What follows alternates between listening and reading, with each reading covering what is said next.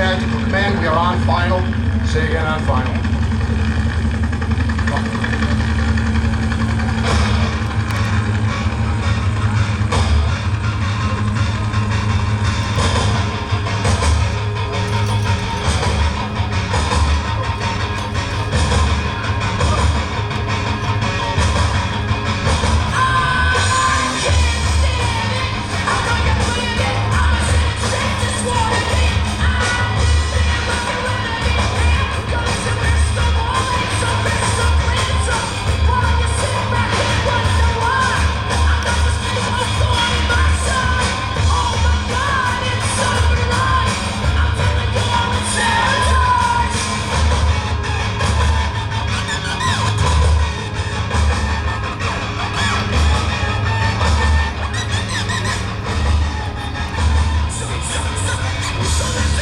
Good afternoon, everybody.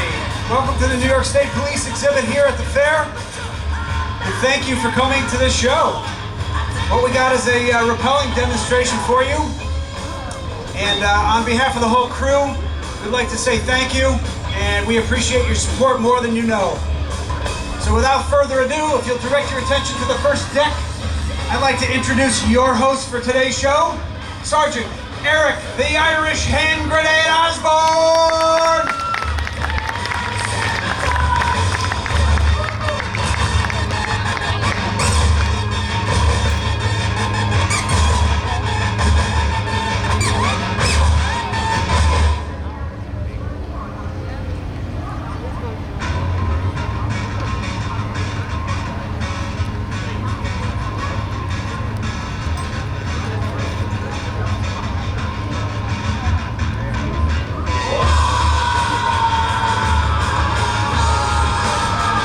Good afternoon, ladies and gentlemen, and welcome to Day 4 of the Great New York State Fair.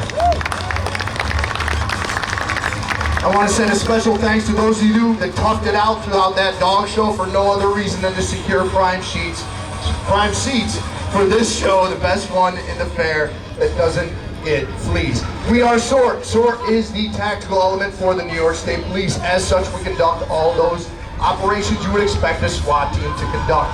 High-risk felony warrants, drug raids, barricaded subjects, hostage situation, dignitary protection.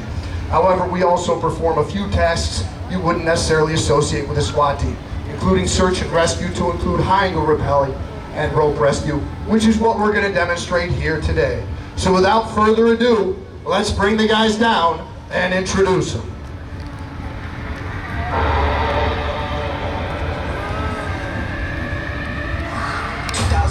Up on the left side of the tower from the frozen tundra of B Troop along that Canadian border, Trooper Brandon the Norseman Strader. On the right side, you've got North Central Team's team leader, Sergeant Cliff. No, I don't play basketball. Wood. Down here on the ropes, direct from division headquarters, Sergeant Derek the Duke Surza. In that top window, spinning our beats, fresh off his European tour, where he played clubs from Milan to Minsk. He's available for birthdays, bar mitzvahs, and of course, bachelorette parties. Trooper Brian DJ DeRoche. And our sign language interpreter, with the hand speed of a mongoose and the reflexes of a rattlesnake on crack. Ladies and gentlemen, I give it to me.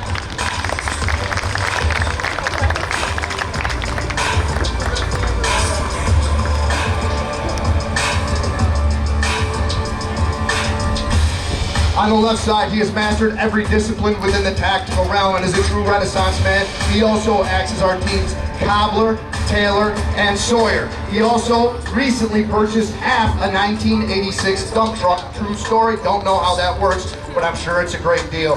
The North Central's assistant team leader, Sergeant Ryan Nice Dumper Ordway. Watch those ropes, Steve. And on the right side, you've got the Central Team's paramedic. He's sporting those tactical Chuck Taylor knockoffs. He's also my primary care physician, Trooper Brandon Dr. McSteamy Madigan.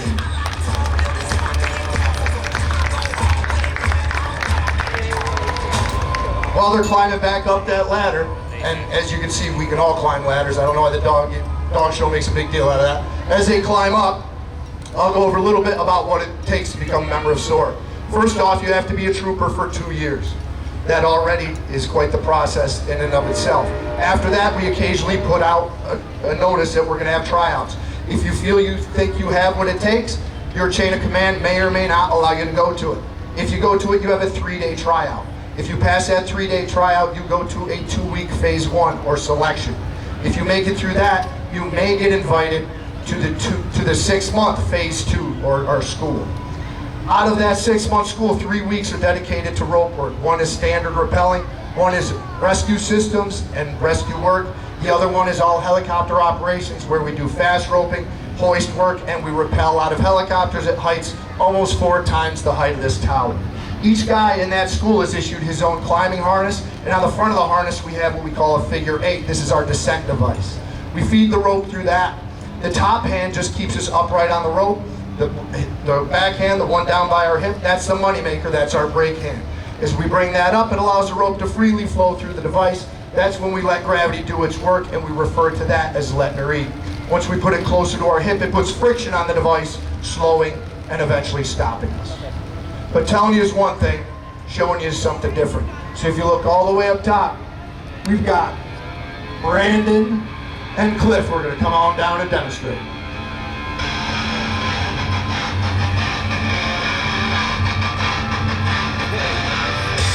All right, you saw them coming down. They kept that brake hand. They were able to stop either right at the roof or right in front of it just by hitting those brakes, feathering in and out. However, as this fair progresses, a couple things happen. Number one, we start to try to entertain ourselves a little more.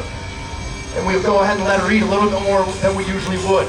Second, these ropes will start to develop loops and twists. You got your hand open a little more than you should, you're really letting her eat. One of those loops hits that rope, hits your hand, it can jump out of your hand. If you lose your brakes on the thruway, that's a bad day on the road, right? If we lose our brakes out here, it's a bad day on the roads. Not necessarily though, that's why we've got Sergeant Surza right here. He's not trying to be anti-social, showing his back. He's not trying to showcase his well-defined lats and traps. I'm gonna hit the infirmary and get you a Band-Aid, brother, because you are cut. He has, as our senior guy at Lead Balloon, as our senior guy and ropes guru, he has the oh-so-important yet not at all glamorous position of rope safety or belayman. If one of these guys coming down loses their brake hand, he's going to pull on that rope, putting friction on their device, slowing and hopefully stopping them. But again, telling you is one thing, showing you is something different. So to help me out, one of these guys is going to take a couple steps back. They're going to get a running start, and they're going to jump off of that roof with no hands on the rope. They're going to come hurtling towards Earth, screaming in, approaching terminal velocity until at the very last moment. Sergeant Surza, if he is physically able and so inclined, will use his cat-like reflexes and raw power to engage the belay, stopping that member mere moments from certain death or at least a sprained ankle. Ladies and gentlemen, you paid for your whole seat. You're only going to need the edge. This is going to be awesome. Who's going? Guys, I built it up. You're killing me. You do go all the time, but that's not how we settle things. We settle things like adults on this team, all right? Ready?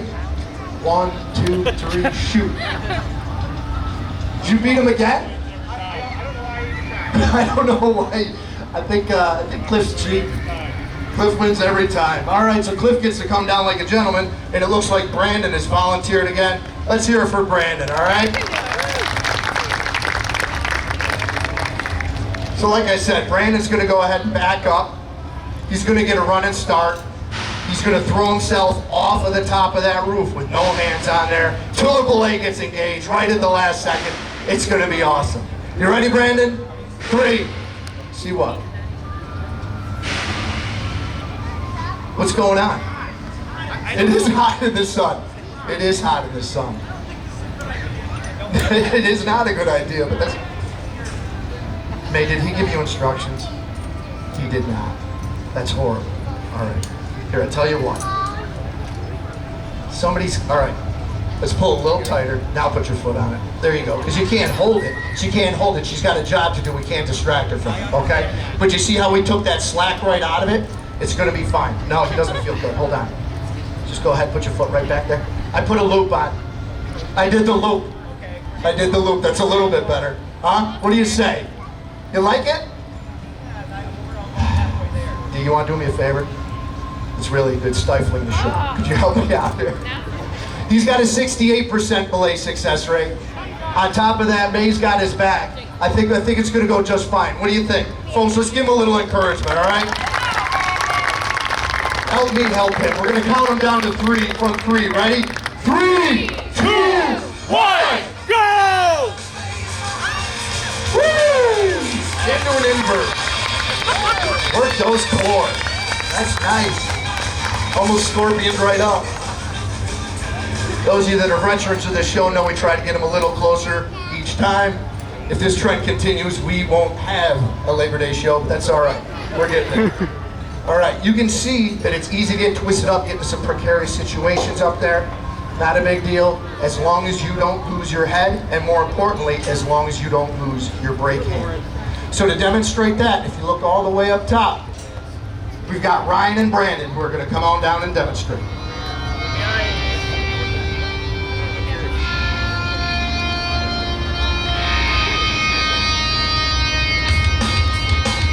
All right, saw them come down to that same standard seated hip rappel that everyone else has.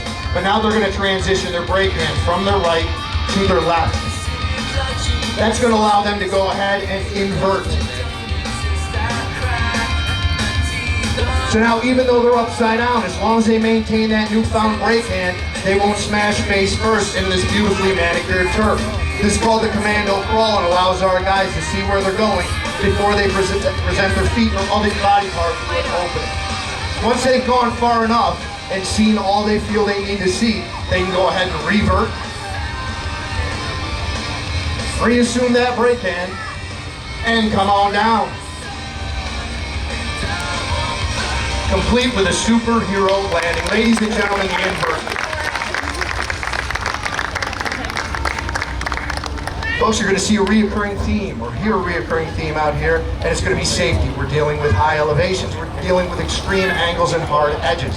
A lot of times people, whether they're rappelling or rock climbing or even hiking, can end up getting injured or end up in precarious situations we have to get them out of. We have to have a means to reach them. Ladders aren't necessarily going to go high enough, and helicopters can be counterproductive. Those rotors don't do our ropes any favors, if you know what I'm saying. So if you look all the way up top, we've got Brandon, who's going to come on down and demonstrate.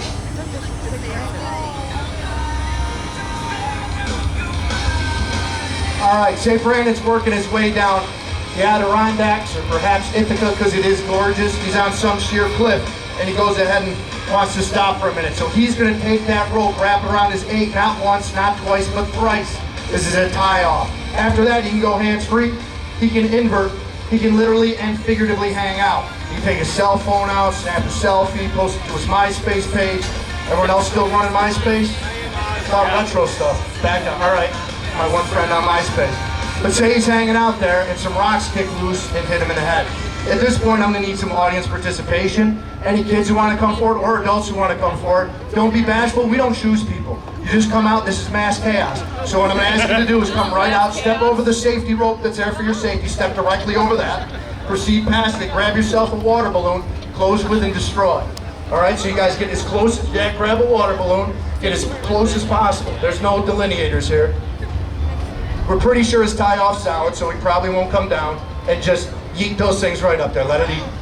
Oh. Let them have it. Oh, that's cool. That's my laptop's in there. That's fine. No, I'm sure that won't be a problem. Oh. He's trying to do some Matrix stuff. Oh. What a selfless act. I was expected to come back at me. All right, folks, let's hear it for our rocks. Oh, go ahead, throw it up, sweetheart. You got him. Oh, that's all right. That's all right. I think you got some of that splash. All right, guys. Again, for the rocks. Nice job, bud. We're good to go. Now we'll go back over on the rope side. All right. So now he's been knocked unconscious, or I don't know, drowned in this. He's unconscious, so we can't leave him there. So So if you look all the way up top, we've got Cliff. Cliff's gonna slide down his line. He's gonna latch hands onto Brandon, and he's hopefully gonna bring him and Brandon safely to the ground. Come on down, Cliff. Can't keep my hands to myself. Oh, all right. I'm trying to. Yeah, we choose all our own music out here. It's a bold choice for Stiff. Comfortable in his own skin. What? It's not your musical selection. The crowd's digging it, though. That's the first time that ever happened. It was organic and spontaneous and beautiful. And you putting the kibosh on that? Oh, you ruined it. Oh, DJ DeRoshi, he won't come down to this. I know it was great. That never happens here. What do you think? What do you need? Something different? He needs something more manly, all right? You got something? I think DJ DeRoshi's got you. Let's see what he's got. That's a good one.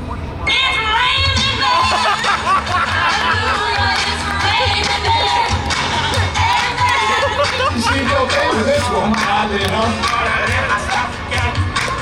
Weather Girls, 1985, I believe, classic.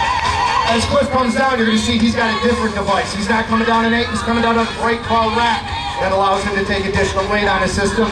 In this case, that additional weight is going to be Brandon. First, he's got to do a tie-off lest he fall to the ground and be in need of rescue. Now he reaches for that blue strap on his hip, the pick-off strap. It's designed specifically for rope rescue. He uses a partial inversion and that wingspan of a condor, thank you, Vanna, to hook into Brandon's harness. Now he pulls Brandon up.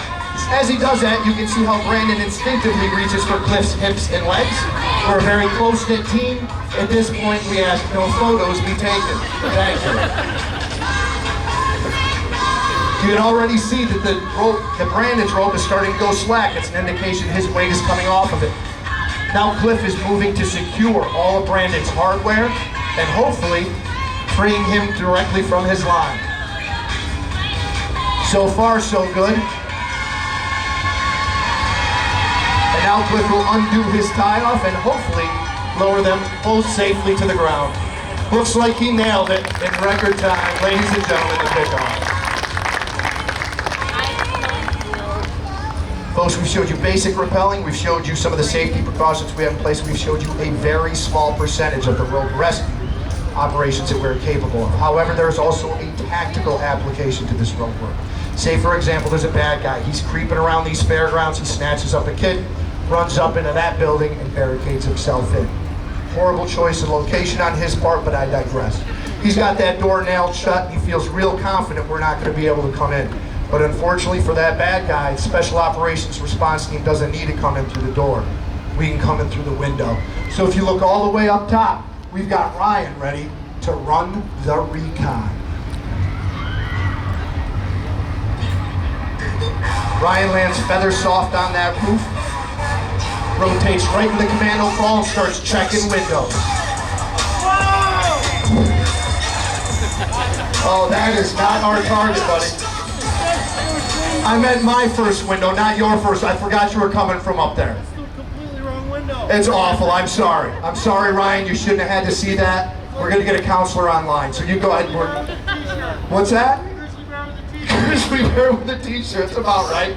That's fairly accurate. So now he's going to keep moving down. Check out that second window. That one. Yeah, well, my first, your second. He's confirming that bottom window is where our hostage and hostage taker are. Now he reaches up on the back of his harness to grab a canister. That's a noise flash diversion device, commonly referred to as a flashbang.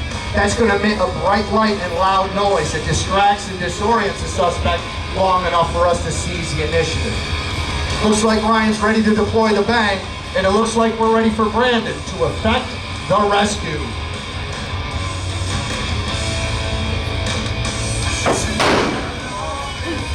Brando's in the window. It attacked him of some sort. Oh, look at that suspect. That's a grisly looking guy. The guy just masked right off of him. Oh, his head's up.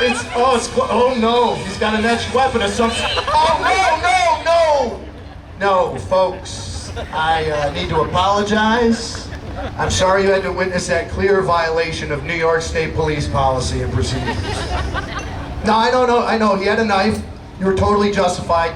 Lethal, deadly physical force is okay. However, not to get you on a technicality, New York State Police manual does not allow you to throw a pedophile out of a second-story window. No, it demands it's got to be the third floor or higher. Absolutely. Second floor is not even done. How's the kid though? Remember, that's the reason we came here. The kid. Hey, it's Timmy. He's okay. He's all right. Collar's popped and everything. Nice job. Another save for Brandon, folks. He's about 11-0 at this point on this guy. Nice work. Folks, hopefully you can tell we enjoy coming out here. This represents a nice break for us. We love working on this awesome tower and interacting with you good people. However, at the end of the day, it is a serious business we're involved in. Along that roof line, you're going to see 4 sets of numbers. Those are the shield numbers for Michael Strank, Ross Riley, David Brinkerhoff, and Joseph Longobardo. Those 4 men were operators on our team who died in the line of duty. They made ultimate sacrifice for the people of the state of New York, and we think it's those guys that deserve a real round of applause today.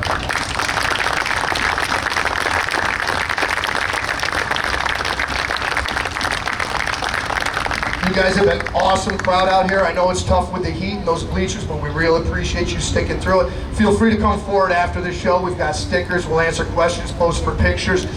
Make sure you hit up the PBA for all your state police swag. Got the museum behind us and the exhibit back there. Trooper Foundation's down there. Again, thanks for coming, guys, and enjoy the rest of your day at the great New York State Fair.